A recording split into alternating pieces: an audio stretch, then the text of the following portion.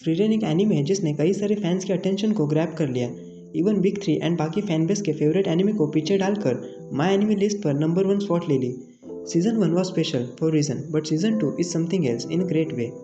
Recently season 2 का episode 1 release हुआ था और मैंने वो देखा और यही क्वेश्चन मन में आया, क्यों फ्रीरेन इस तरह से अपने आप को प्रेजेंट करता है। एपिसोड 1 में फ्रीरेन अपनी जर्नी को कंटिन्यू करती है। कैंपिंग करते हुए वो एक क्रिस्टल को दिखाती है। कॉमन एलिमेंट है एक फैंटेसी एंड इसेकाई जॉनरा में, बट एक नए कंसेप्ट के साथ। ये जो क्रिस्टल है मैजिक को नलीफाई कर देता है। No use of magic. Fern then reply करती है, अगर मैजिक को यूज़ नहीं कर सकते, इसी बीच अगर कोई मॉन्स्टर आया तो वो हमें मार भी सकता है, और उसे फेंकने के लिए कहती है। इसके बाद फ्रीरेन उस क्रिस्टल को फेंक देती है। बट एज ए व्यूअर तुम यही क्वेश्चन करते हो, क्या ही पॉइंट था इसका, अगर तुम्हें वो क्रिस्टल एक ट्रैश की तरह ही फेंकना था। ठीक इसके बाद फ्रीरेन, फन एंड स्टार्क नई जगह पहुंचते हैं।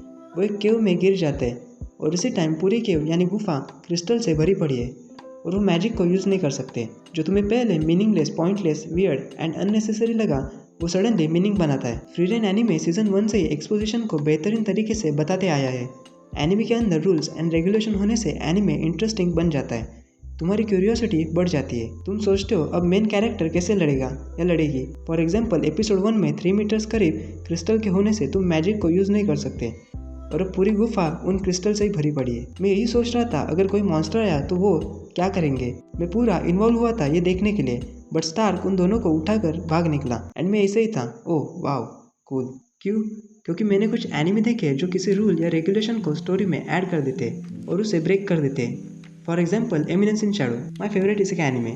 इन 1 एपिसोड मैजिक को यूज़ करना मुश्किल हो जाता है, बट शैडो अपने एक आई को क्लोज कर देता है एंड एंड में मैजिक को इतना डेंस एंड सॉलिड बनाता है जिससे मैजिक आइसक्रीम की तरह मेल्ट ना हुए। वो उस रूल को ब्रेक कर देता है जहाँ ये तय किया गया था कि मैजिक को यूज़ नहीं किया जा सकता। I love this anime by the way. तुम्हें ये पता होना चाहिए, story is successful when you have opportunity to show action but you still avoid it and satisfy fan with weird way. Otherwise काफ़ी सारे एनीमे जो पहले ही एपिसोड में फाइट को दिखा देते, और अगर ऐसा फ्रीरेन के साथ होता तो ये एक नॉर्मल एनीमे ही बन जाता। और मैंने कहा था फ्रीरेन इज स्पेशल। तुम्हें क्या लगता है? फ्रीरेन बियॉन्ड जर्नीज एंड एक ऐसी कहानी है जो फ्रीरेन के ओल्ड जर्नी को रिकॉन्टेक्चुअलाइज करती है। फ्रीरेन बाकियों को समझना चाहती है। एपिसोड 1 में वो स्टार्क के बारे में सोचती है, उसे पूछती है उसे कैसा फील होता है। उसके लिए अब वो मैटर करता है। पुराने फ्रीरेन को कोई परवाह नहीं थी, जियो या मरो, बट अब वो समझना चाहती है, जैसे हमने सीजन 1 में देखा था। और हम भी ये देख सकते हैं एंड समझ सकते हैं। ग्रेट स्टोरीज वही है जो तुम्हें इंजॉयबल लगे, हंसाए रुलाए, भले ही उस एनीमे के 1000 एपिसोड क्यों ना हो।